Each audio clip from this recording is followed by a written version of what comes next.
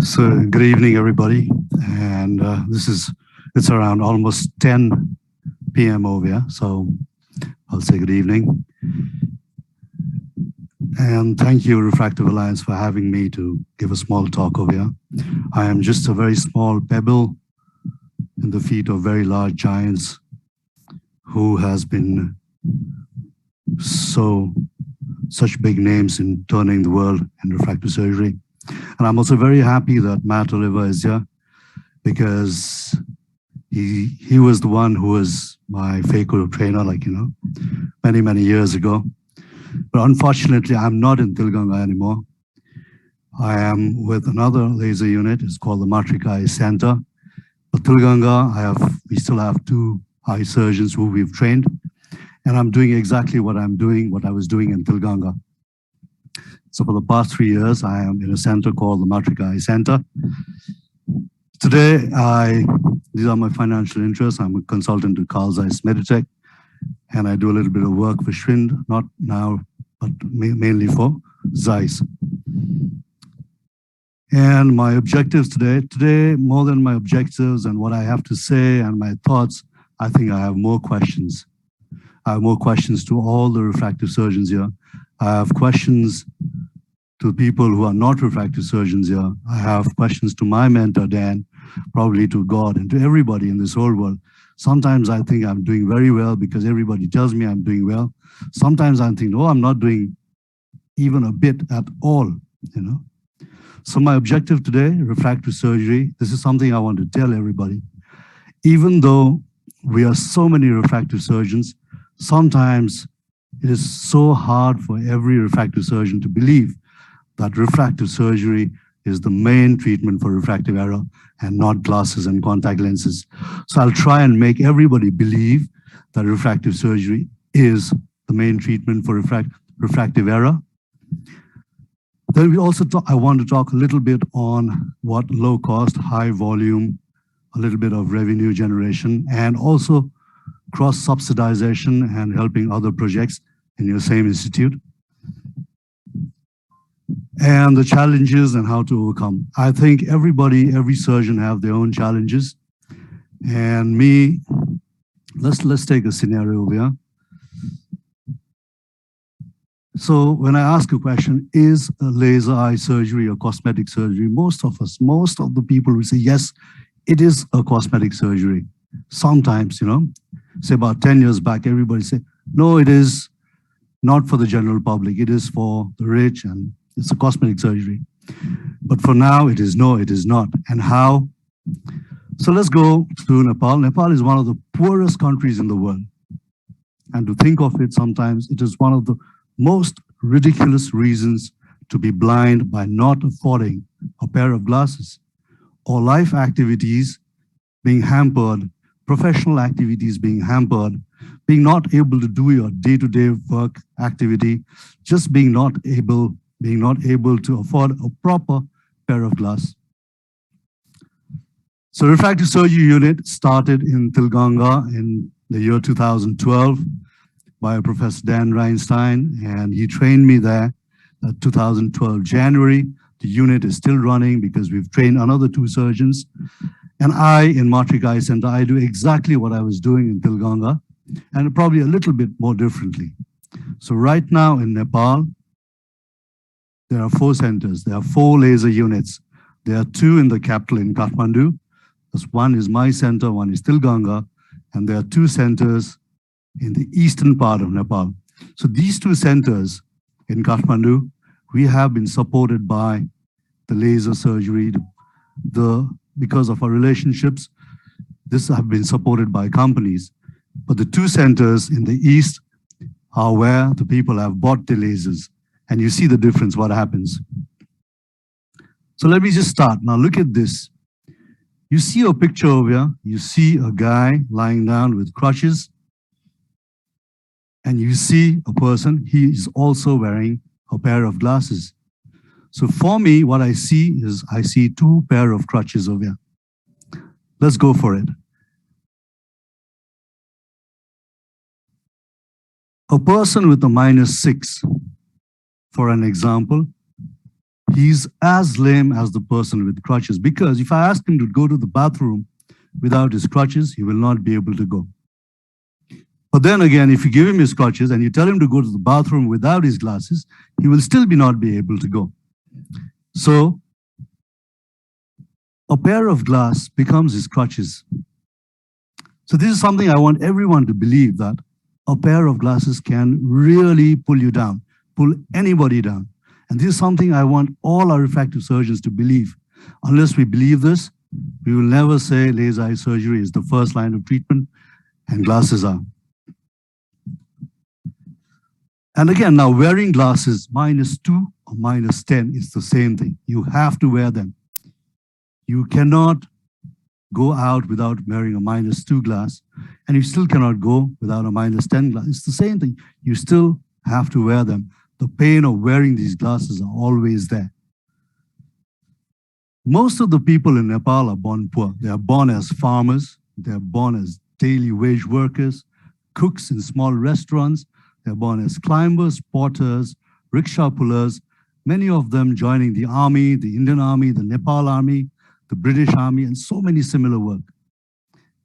The revenue, the economy of this country, maybe sportsmen, mothers, fathers, grandfathers, students, actors, drivers, everybody wearing glasses can be affected. But now, if you look at this is the same scenario. If you go to UK, US, Canada, South America, Australia, China, everywhere is the same thing. It is not only Nepal, because we are poor, that glasses is a burden, but globally, when you think of it, in every country, wearing glasses is the same pain.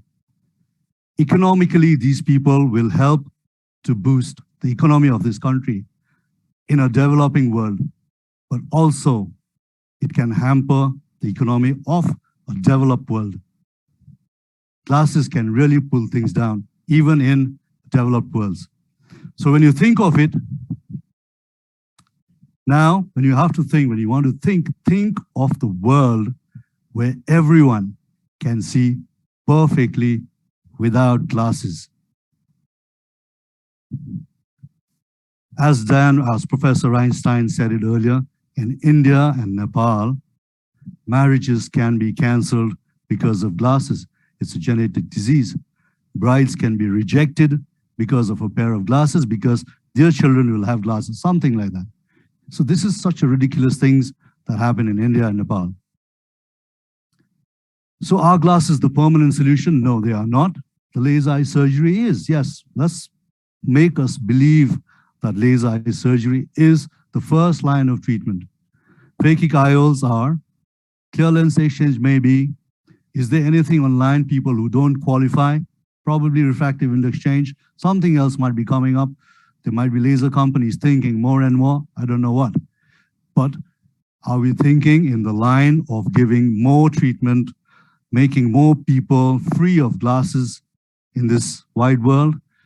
Can we change lives? In Nepal, where are we now? Where are we? 30 million population of this country. Nepal has 30 million. That is about 0.44% of the world population. How many laser centers? There are 4 laser centers, as I said, 2 in the east and 2 in the center, in Kathmandu. There are 2 femtosecond lasers in Kathmandu, and both of them, they are doing LASIK, PRK, and lenticular extractions.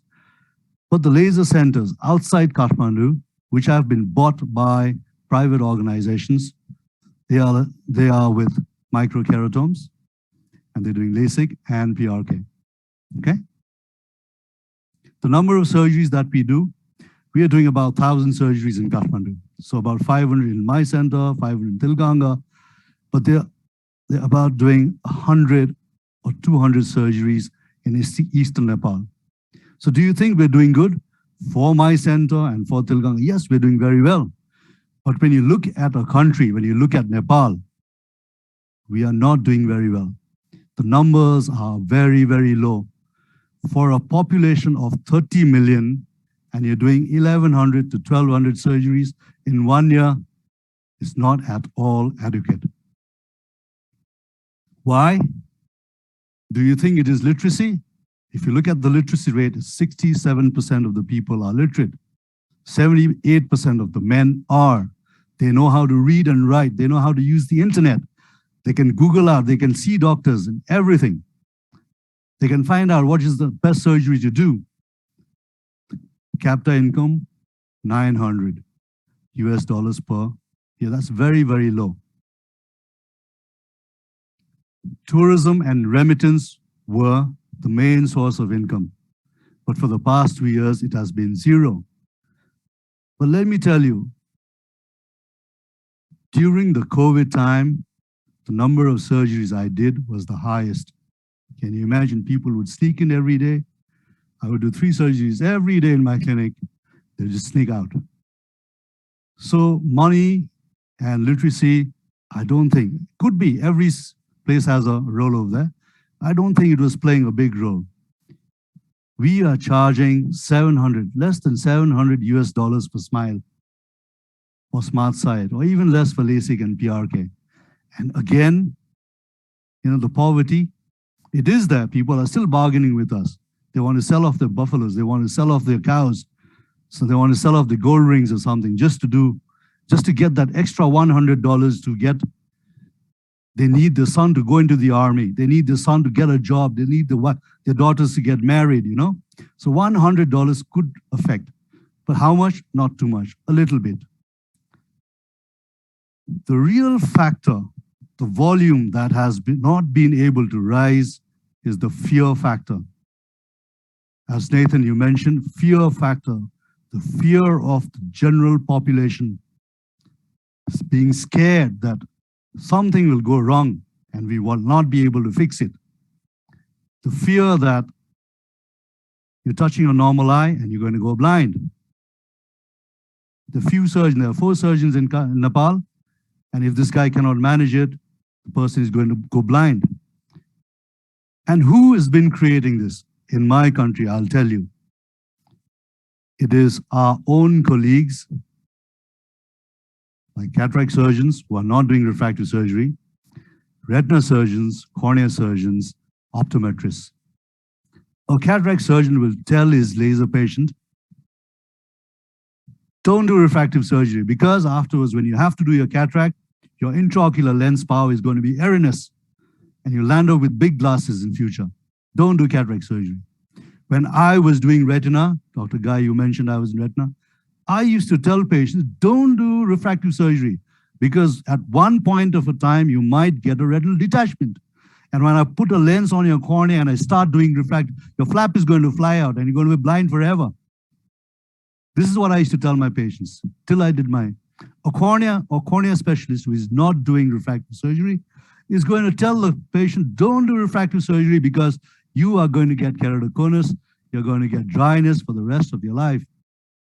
The optometrist is going to tell the patient, no, you have to wear glasses. That's the treatment. Okay? They want to sell glasses. That's the main business. This is where we have to change. I've realized over time and time, these are the questions I have for everybody. What is the main thing that we need to change is fear factor. If the person is not scared, they'll get the money from anywhere. The other challenges, environmental factors have never been an issue.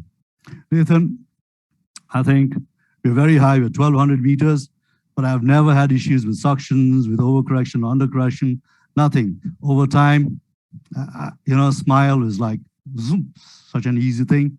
It just went on. Now, traveling has been one of the biggest challenges, like, you know, traveling in Nepal can be very, very difficult. There are areas without road. There are people who want to do surgery, but they're very far off, coming to Kathmandu, the costs of staying in Kathmandu. But then with the advent of Smile, I think the follow-ups are so little. You really don't have to follow up too much. So that way, but traveling is very difficult. We know, like, you know, when you think of Nepal, you think of mountains, you think of the Himalayas. It is difficult. And people are poor. This is something you have to understand. So overcoming the fear, how can we overcome the fear? We can overcome the fear only by training our colleagues. You got to have seminars and conferences and CMEs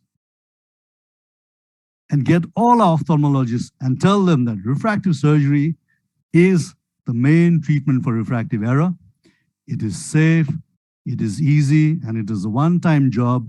And when you calculate the number of glasses that a person is going to wear for the rest of his life, refractive surgery is going to be a cheaper option than to buy 2 pair of glasses every year.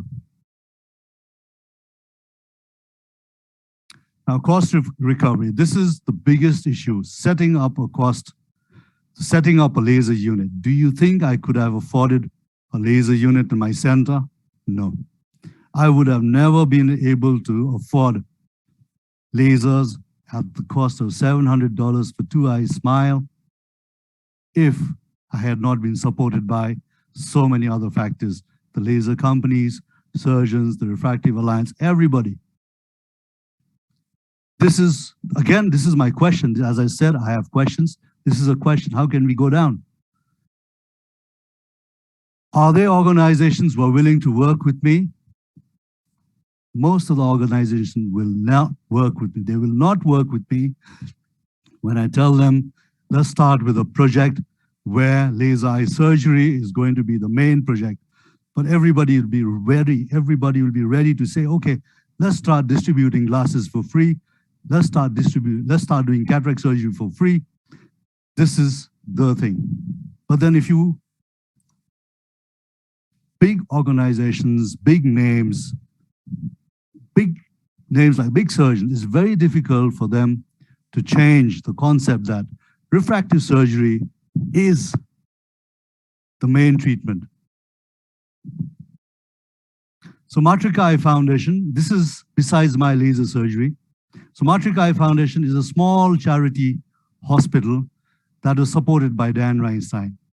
It is a small eye care center in the eastern part of Nepal, which I started 3 years back by my fathers, I would say, Dan, Craig, Glenn, and Tim Archer. They really support. It's a small charity organization in a place called Birganj.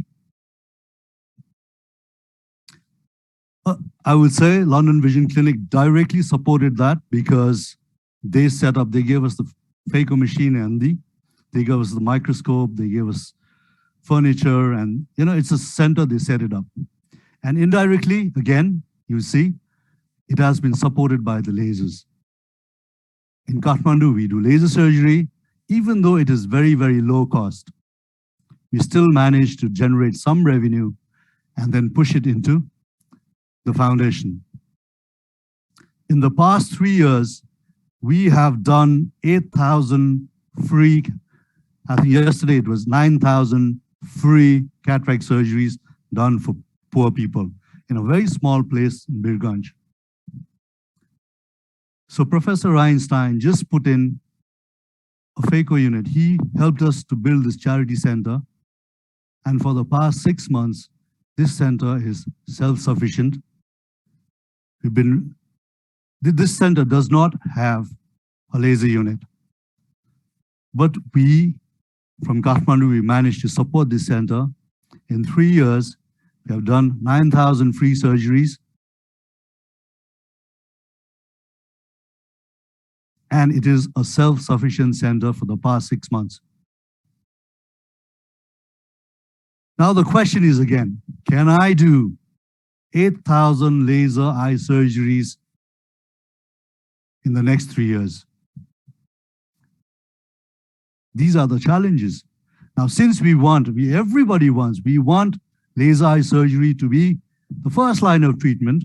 So now I should be thinking in the next 3 years, I should be doing 8,000 free laser surgeries. I mean, not free, I would say, at a cost that I'm doing, 700 to 800 US dollars. Can I do that? It's very difficult to tell because my costs are very high. I don't know when it's going to stop. If the laser company is not happy with me, I might have to pay a very high cost for the treatment packs. Do you think I can do 8,000 laser surgeries in the next 3 years? Will Zeiss, Schwinn, Zimmer, Johnson, Alcon, Nidec join hands to establish 800 laser units in the world to do 800,000 laser procedures at a very low cost and do 8 million cataract surgeries for free. Do you think it is possible? Now, this is possible only if all we refractive surgeons unite and persuade our laser companies so that we can put in more laser units, do high volume surgery at a low cost, and change millions of lives. I still don't know. This is a question. So we have almost 103 people, participants. Anybody can tell me, this is a big time debate question. Can we reduce the laser price? Can we reduce the click fees? Can we reduce the servicing? Is there any humanity there? Can we do so many things? Scanning and investigation. Now let's go to ourselves. Are we ready to teach more surgeons? I have taught 2 surgeons. Am I ready to teach another 2 more surgeons in Nepal without considering competition? Fairly right in your heart, I'm going to teach another 2 surgeons in Nepal. Even if my number drops down, I'm okay. No competition, let it be. Even if there's competition, are we ready to teach more refractive surgeons? Am I? I am. And this is a question for you. Are you? If you want refractive surgery to be the main line of treatment, you should be training more and more people. With all your heart. How many of us are ready to reduce the cost of the laser surgery in your own clinic, in your refractive clinic in the US and the UK and Canada and China, so that more number of people can afford laser eye surgery? If your prices are high, definitely less numbers of people come. Are we ready to reduce the cost of your own laser clinic so that you can double the number of people who can do laser eye surgery and also support preventable, reversible, whatever blind, all the charity works? How can we change lives of millions at a low cost? Refractive surgery is the game. It is the main thing that will support a hospital. So every unit, every eye center should have a proper refractive unit, trained surgeons. Now, the burden in the US, the government doesn't even cover it. There's no insurance for LASIK. Government hospitals have so much a burden for cataracts. NGOs and INGOs are begging for money all the time. I know NGOs, I know friends who go from house to house asking for money for years and years to support a charity unit. Can we have a proper refractive unit in an organization that can make the organization self-supportive? In a conclusive note, London Vision Clinic, Professor Dan Reinstein, one person from London gets up and says, I'm going to do this, and he's made such a big impact in my country. In me, in my country, my people, the thousands of refractive surgeons. Can't we just join hands and make refractive surgery the primary treatment for refractive error? Low volume, low cost, high volume. This is all I have to say for today. So I have more questions. I hope the message is there. This is my center. You see one laser surgery. We do thousands of surgeries, but there are thousands still waiting for us to do. I know Dr. Jeff, Matt, you all do tremendous works. For me, I was called to Africa. I was called to Africa by Dr. Jeff. Let's go to Africa. I said, no, I don't want to go to Africa because I have so much work to do in Nepal itself. I want to do more work in Nepal. I don't have the time to go to Africa. I need to do this here in Nepal. I think you need to do everything in your own country. You have so much to do in your own country. And training is there. How can we do this? I don't know. This is a question to Dr. Guy. Thank you so much.